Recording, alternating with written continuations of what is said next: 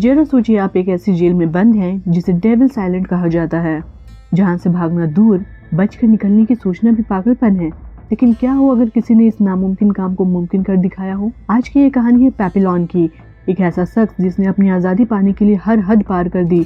दोस्ती, गद्दारी और इंसानी जज्बे की इस कहानी में हर मोड़ पर आपको रोमांच और सस्पेंस मिलेगा। क्या पेपिलोन अपनी आज़ादी हासिल कर सकेगा? जानने के लिए बने रहिए हमारे साथ, क्योंकि ये कहानी आपको आखिरी पल तक बांधे रखेगी। नमस्कार दोस्तों, स्वागत है आपका सिनेमैटिक नोवा में। चलिए कहानी की शुरुआत करते हैं। यह कहानी 1931 के पेरिस शहर से शुरू होती है। यहाँ पेपिलोन नामक एक शातिर चोर रहता है जिसे किसी भी ताले को खोलने में महारत हासिल थी। एक दिन एक बड़ी चोरी के बाद उसने बेशकीमती हीरे अपने बॉस को सौंपे, लेकिन बॉस को उस पर शक था। उसने सवाल किया कि तूने कहीं कुछ हीरे छुपा तो नहीं लिए? पेपिलोन ने साफ इनकार कर दिया। तभी बॉस के एक आदमी ने एक बुरी तरह से जख्मी हुए शख्स को वहां घसीट कर लाया। बॉस ने पेपिलोन को धमकी देते हुए कहा कि झूठ बोलेगा तो तेरा हाल भी ऐसा ही करूंगा। यह सब देखकर पेपिलोन थोड़ा सा सहम गया, लेकिन उसने हिम्मत बनाए रखी। अपने पैसे लेकर वो वहां से निकल गया। उसी रात पेपिलोन अपनी गर्लफ्रेंड नैनीटे से मिलने पहुंचा। उसने अपने बॉस से छिपाए हुए कुछ हीरे उसे तोहफे में दिए, लेकिन उन्हें ये नहीं पता था कि कोई छुपकर उन पर नजर रख रहा था। उसी आदमी ने नैनीटे के हाथ में चमकता हुआ हीरो के नेकलेस को देख लिया। उस रात पेपिलोन और नैनीटे ने साथ वक्त बिताया। नैनीटे ने अपनी ख्वाहिश जाहिर की कि मैं जुल्म की दुनिया से दूर और एक शांत और सुकून भरी जिंदगी चाहती हूँ। पेपिलोन भी उसे खुश देखना चाहता था, लेकिन उनकी खुशियों पर अगली सुबह अचानक पहरा लग गया। पुलिस उनके घर पहुंच गई। उन्होंने पेपिलोन को गिरफ्तार कर लिया और उस पर उसी आदमी की हत्या का आरोप लगाया जिसे उसके बॉस ने पीटा था। पेपिलोन ने लाख कोशिश की ये साबित करने की कि वो बेगुनाह है, लेकिन पुलिस उसकी बात सुनने को तैयार ही नहीं था। वो समझ चुका था कि अगर उसे अपनी बेगुनाही साबित करनी है तो उसे इस जेल से भागना होगा। जेल में पेपिलोन की मुलाकात जूलर नाम की कैदी से हुई। जूलर ने उसे बताया कि यहाँ से भागने के लिए बहुत सारे पैसों की जरूरत होगी। उसने पेपिलोन को डेगा नाम की एक अमीर कैदी की तरफ इशारा किया और कहा कि ये तुम्हारी मदद कर सकता है। डेगा के पास ढेर सारा पैसा था, लेकिन वो नकली नोट बनाने के जुर्म में पकड़ा गया। कुछ समय बाद सभी कैदियों को कश्ती के जरिए पैलन कॉलोनी नाम की खतरनाक जेल में भेज दिया गया। रात को पेपिलोन ने डेगा से कहा कि मैं तुम्हारी सुरक्षा के बदले पैसे ले सकता हूँ, लेकिन डेगा ने इस ऑफर को ठुकरा दिया।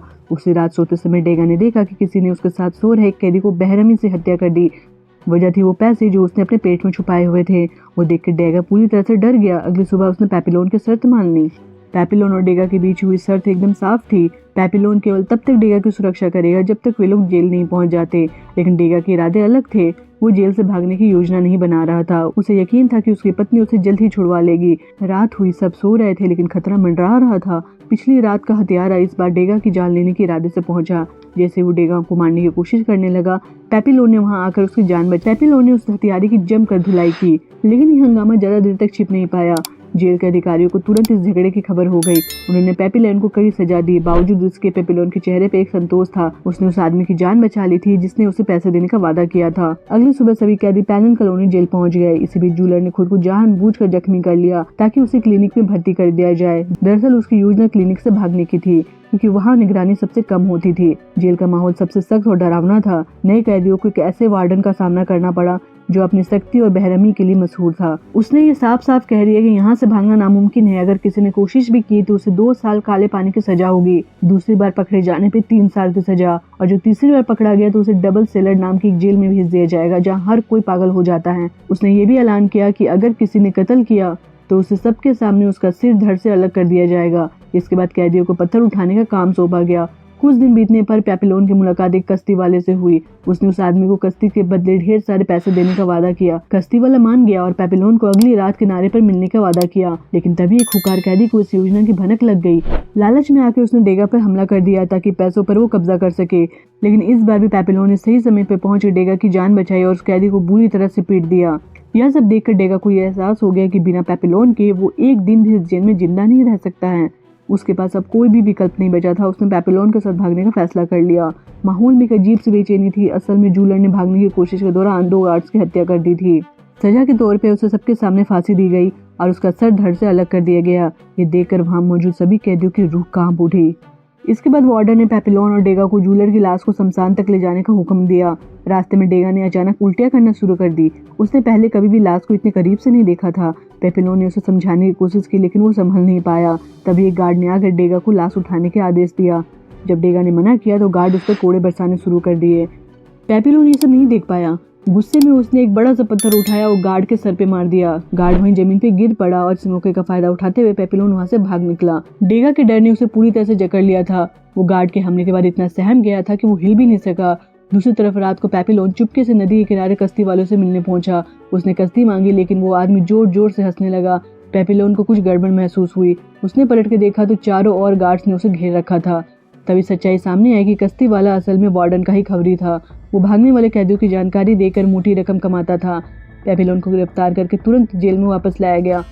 जेल में वार्डन ने पेपिलोन को बताया कि उसने जिस गार्ड को पत्थर मारा था वो जिंदा बच गया है, इसलिए पेपिलोन को मौत की सजा नहीं दी जाएगी, लेकिन भागने की जुर्म में अब उसे दूसरे टापू पर काले पानी की सजा काटनी होगी। जब पेपिलोन नए टापू की जेल में पहुंचा तो वहाँ का माहौल इतना भयानक था कि उसकी रूह कांप गई। पिछले जेल में कैदी कम से कम एक दूसरे से बातें कर सकते थे, लेकिन यहाँ हालात तो बिल्कुल अलग थे। उसे एक छोटे से कमरे में बंद कर दिया गया जहाँ से बाहर झांकने की इजाजत भी नहीं थी। आवाज निकालना तो दूर, यहाँ से खुद से बात करना भी गुनाह माना जाता था। खाने के नाम पर उसे सिर्फ पानी जैसे एक पतला सा सूप मिलता था। कुछ दिनों तक पेपिलोन इस अंधेरी जिंदगी में जैसे तैसे वक्त बिता रहा था, लेकिन फिर एक दिन खाने में उसे एक नारियल मिला। नारियल के अंदर एक कागज का टुकड़ा छुपा हुआ था। उस पर लिखा था कि अब से रोज आपको नारियल मिलेंगे। पेपिलोन समझ गया कि ये सब डेगा की तरफ से है। ये एक छोटा सा तोहफा उसके लिए उम्मीद की किरण बन गया। आने वाले हफ्ते तक पेपिलोन को रोज नारियल मिलते रहे, लेकिन जल्द ही इस बात की भनक वार्डन को लग गई। गुस्से में उसने उस गार्ड को मौत के घाट उतार दिया जो पेपिलोन को नारियल पहुंचा रहा था। इसके बाद वार्डन ने पेपिलोन को बुलाया और सख्ती से पूछा कि इसके पीछे किसका हाथ है, लेकिन पेपिलोन ने एक भी शब्द नहीं कहा। उसने वार्डन की आंखों में बिना झुके सीधे देखा, जैसे उसके इरादे को कोई भी नहीं तोड़ सकता था। पेपिलोन के खामोश लेकिन मजबूत इरादों ने वार्डन को और भी गुस्से में डाल दिया। उसने पेपिलोन की सजा बढ़ा के ये तय किया कि अब उसे आधा कटोरा ही सूप मिलेगा। वक्त बीतता गया और खाने की कमी से पेपिलोन को कमजोर और बीमार बना दिया। उसका शरीर हड्डियों का ढांचा बन गया था।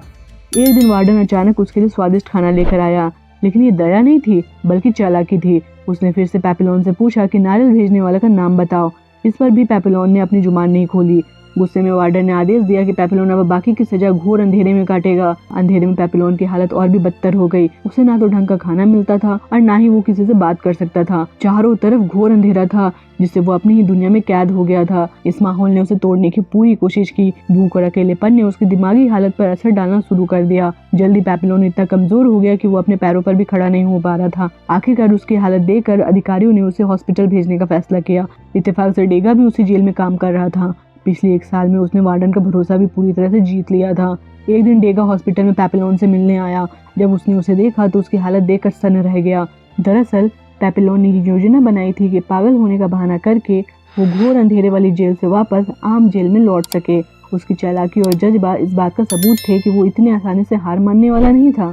हॉस्पिटल से वापस आम जेल में लौटने के बाद पेपिलोन ने फिर से जेल से भागने की योजना बनानी शुरू कर दी, लेकिन वो इस बार समझ गया था कि अकेले भागना तो नामुमकिन होगा। उसने 2 और कैदियों को अपनी योजना में शामिल करने का फैसला किया।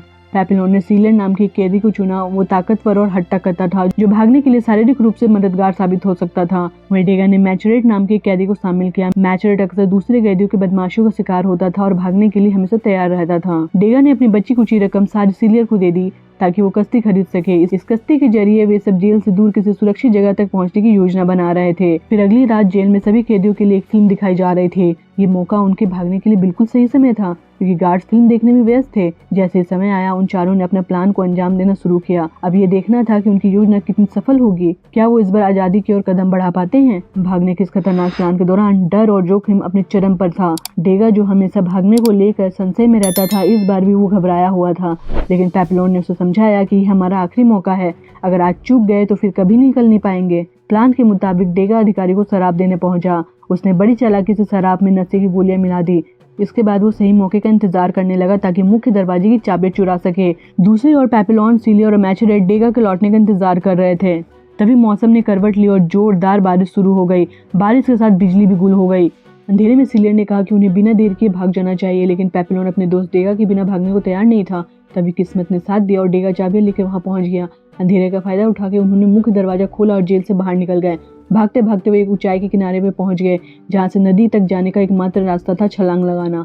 पेपिलोन, सीलियर और मैचरेट तो हिम्मत करके कूद गए, लेकिन जब डेगा ने कूदने की कोशिश की तो अचानक लाइट वापस आ गई। वो घबरा गया और गलत अंदाज से गिरा। चोटिल होने की वजह से वो खड़ा भी नहीं हो पा रहा था। सीलियर ने कहा कि हमें उसे यहीं छोड़ देना चाहिए, लेकिन पेपिलोन ने इनकार कर दिया। फिर मैचरेट के साथ मिलकर डेगा को सहारा दिया और किसी तरह वे सब नदी के किनारे पहुंच गए जहां कश्ती उनका इंतजार कर रही थी। चारों ने बिना समय गवाए कश्ती में सवार होकर अंधेरे समुद्र की ओर प्रस्थान किया।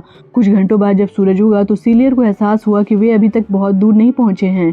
उन्होंने देखा कि कश्ती बहुत छोटी थी और 4 लोगों का भार वो नहीं संभाल पा रही थी। इसी दौरान एक भयंकर तूफान तेजी से उनकी ओर बढ़ने लगा। तूफान के डर से सीलियर ने अचानक गुस्से और लालच में आकर मैचरेट को समुद्र में ढकेल दिया। उसके बाद उसने डेगा पर भी हमला कर दिया, लेकिन पेपेलोन उसी बीच आ गया। सीलियर और पेपेलोन के बीच भयंकर लड़ाई शुरू हो गई। यह लड़ाई सिर्फ जान बचाने की नहीं बल्कि इंसानियत और दोस्ती की आखिरी परीक्षा बन चुकी थी। सीलियर और पेपेलोन के बीच हुई लड़ाई खतरनाक मोड़ ले चुकी थी। सीलियर जो शारीरिक रूप से बहुत मजबूत था लगभग पेपेलोन को मारने ही वाला था, लेकिन तभी डेगा ने हिम्मत जुटाकर सीलियर की पीठ पर छुरा घोंप दिया, जिससे उसकी मौत हो गई। सीलियर के शव को कश्ती से बाहर फेंक दिया और मैचरेट को वापस से खींच लिया, लेकिन उनकी मुश्किलें यहीं खत्म नहीं हुई। कुछ ही पलों बाद भयंकर तूफान ने उन्हें अपने चपेट में ले लिया। चारों तरफ अंधेरा छा गया और कश्ती बेकाबू हो गई। जब उनकी आंखें खुली तो एक अज्ञात टापू पे पड़े हुए थे। टापू के कुछ निवासियों ने उन्हें समुद्र में बहते हुए देखा था और उनकी जान बचाई। थोड़ी देर बाद एक नन वहां पर आई और पेपेलोन को बताया कि ये टापू कोलंबिया में है। शाम को पेपेलोन ने डेगा से कहा कि उन्हें यहाँ से जल्द निकलना होगा, लेकिन इस बार डेगा ने साफ मना कर दिया। उसने कहा कि अगर तुम जाना चाहते हो तो अकेले जाओ, मैं अब थक चुका हूँ और यहीं रह के अपनी जिंदगी बिताना चाहता हूँ। पेपेलोन ने मैचरेट के पास जाके उससे बात की, लेकिन वो भी टापू की लड़कियों में इतना खो चुका था कि भागने का विचार ही छोड़ चुका था। आखिरकार पेपेलोन ने अकेले ही टापू से भागने का फैसला किया, लेकिन तभी उसने कुछ अधिकारियों को टापू पर देखा और समझ गया कि नन ने उनकी खबर पुलिस को दे दी है। पेपेलोन ने तुरंत जाकर डेगा को सतर्क किया, लेकिन उससे पहले ही वो कुछ कर पाते अधिकारियों ने उन्हें पकड़ लिया। मैचरेट ने भागने की बहुत कोशिश की, लेकिन उन्हें गोली मार दी गई। अंत में पेपेलोन और डेगा को गिरफ्तार करके फिर से एक बार जेल में भेज दिया गया।